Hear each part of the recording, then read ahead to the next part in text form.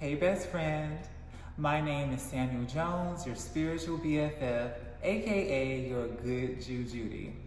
Now today we're going to be talking about fear and faith and how they're actually more linked, how they're actually more connected than you may realize. But before I jump into that, let's jump into today's look. Like, am I giving you late in life Eartha Kitt or what? Like, am I giving you Yzma from Emperor's New Groove? You can say yes. I consider that to be a compliment.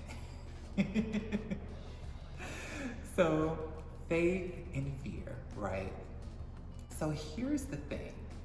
Like with a surprising amount of other concepts, faith and fear are actually polarities of one another. So let's say that you have faith and fear on a stick, right?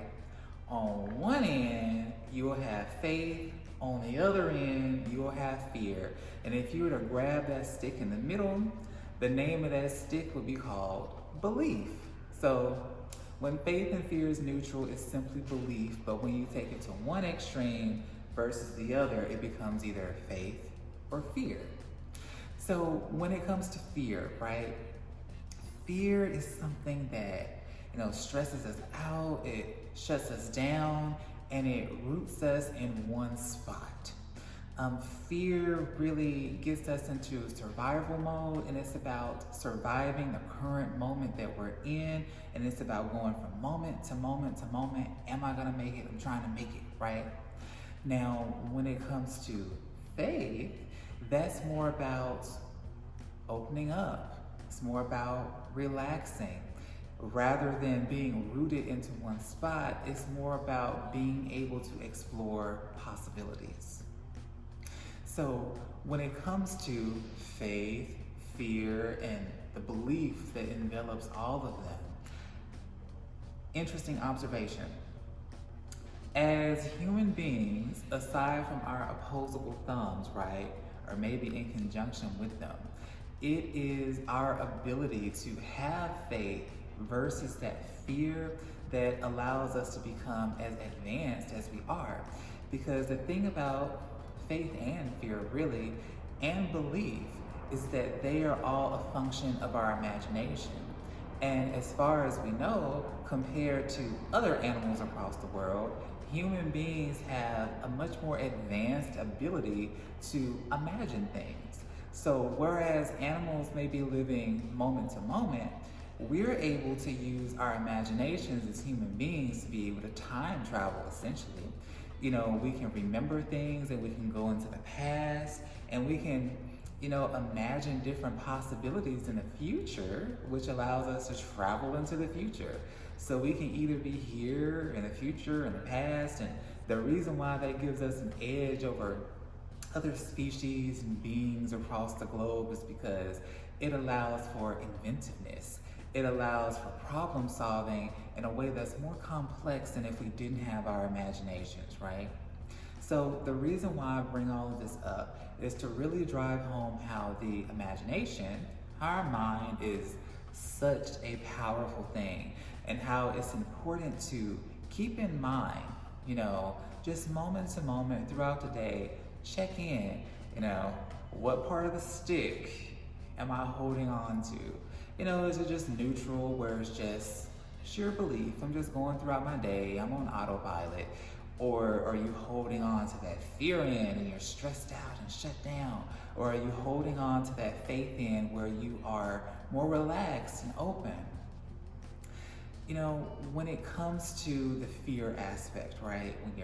When you're stressed out and when you're shut down, the thing about that is that even though it helps you survive, even though it keeps you on high alert, what it does is that it gives you tunnel vision, right?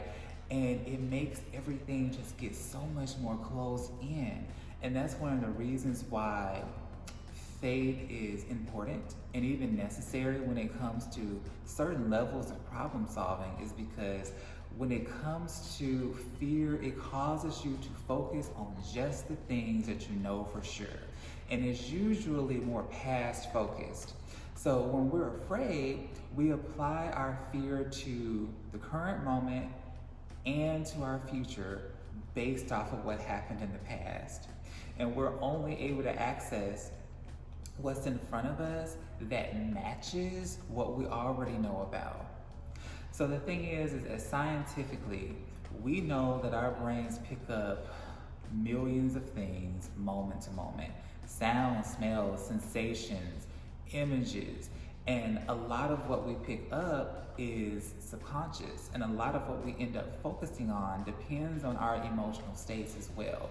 It's almost like, yes, moment to moment we can choose what we look at, but depending on how stressed out we are or how open we are, it's almost like a certain amount before you even get to decide what you're going to be paying attention to is either incorporated or ruled out. And the thing is that when we're fearful and when we're stressful, there's all kinds of data that gets ruled out, and we're only able to pay attention to the stuff that we already know about. So the thing is that when you're more in a faith space, right, and you're relaxed and you open up, your mind is able to access more of the data that you're receiving moment to moment. So what this allows you to do is take in new bits of information.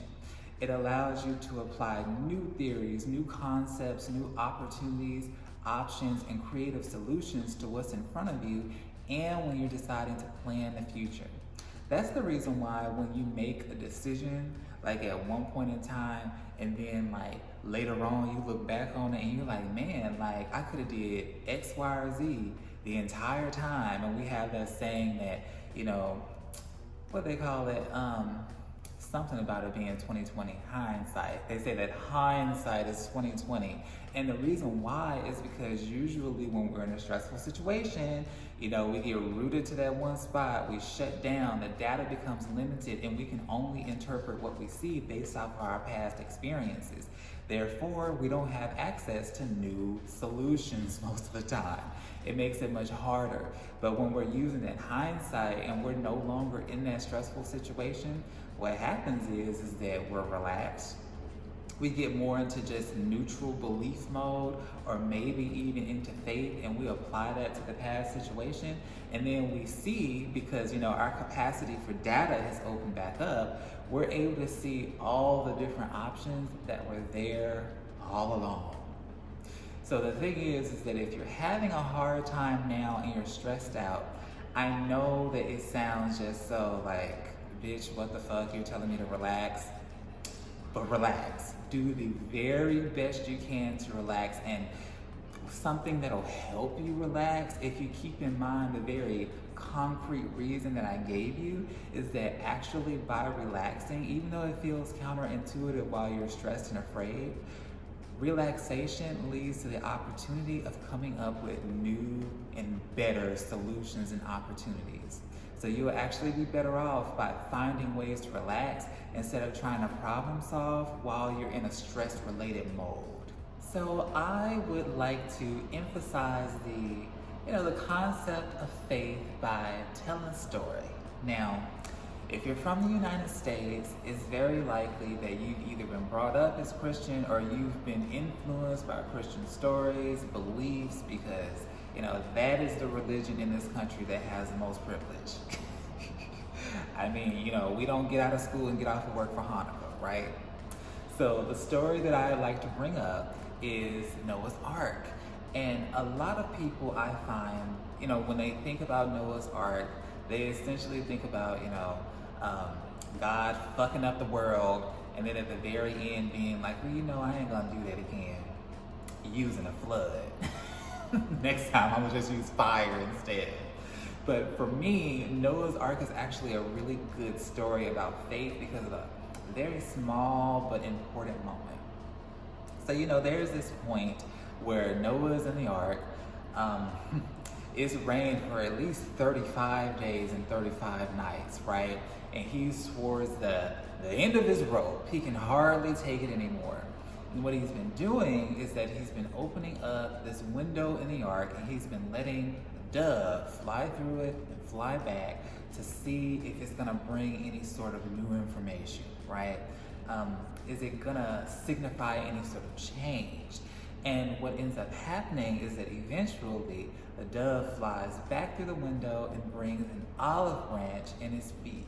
And what that symbolizes is not only, peace in general, because that's what an olive branch represents colloquially in our language, but it also represents that there is dry land out there and that this trial of 40 days and 40 nights is coming to an end. So, how do we apply that to the lives of people like you and I? So when we are in a stressful situation or a stressful season, really, and you've been having a hard time for a long time, right? It's very tempting to close that window of faith because we're afraid that if we get our hopes up, it'll hurt more for us to be let down than to continue taking the pain that we've grown used to. But the reason why it's important to leave that window of faith open is because when you leave that window of faith open and your dove is able to fly through and fly back, the first couple of times, you being hopeful, you having that faith, first couple of times, there may not be any evidence, there may not be any reward for you opening up and having and maintaining that faith. But just like Noah in the ark, if you have faith for long enough and you leave that window open enough for your faith to fly through and come back for long enough, eventually your faith is going to return back to you with an olive branch, letting you know that there's dry land out there. So in other words, what happens is that faith gives you the ability to receive new data so that you know your circumstances are changing. You remember how I was talking about fear earlier and how fear, it roots you to one spot, it shuts you down, it gives you this tunnel vision, and the data that's available that you can use to come up with a solution or to realize that things are on the move and that they're changing, your subconscious mind automatically rules it out because it doesn't apply to what it is that you already know. But the thing about having faith in the midst of your fear, in the midst of your seasons of trials and tribulations, is that it gives you that opportunity to open up and receive new information that lets you know that things are changing. Or at the very least, you can open up to new forms of encouragement, new messages, because usually we receive messages from God and we'll hear things that encourage us when we're more relaxed and we're more off guard. So there's also that as well. But when you leave that window open for faith, essentially what you're doing is that you're making room for your life to change, even if the window is small. All you have to do is just be willing to leave it open. And if you go to my website, you will see that my logo is a white dove with an olive branch in its beak, and the background is rainbow, right? Because that's essentially the promise that if you stick things out for long enough, that everything will be okay. Just leave that window of faith open for long enough that faith can fly in and out and eventually bring you the message that things are changing. So if you're interested in learning more about me and what I do, or if you want to get in touch with me and work with me one-on-one, all you have to do is go to my website, www.myspiritualbff.com. And I really appreciate it if you commented on this video to let me know what you think and share it with people who you think could really use it. So until next time, I'll see y'all later. Keep that window of faith open.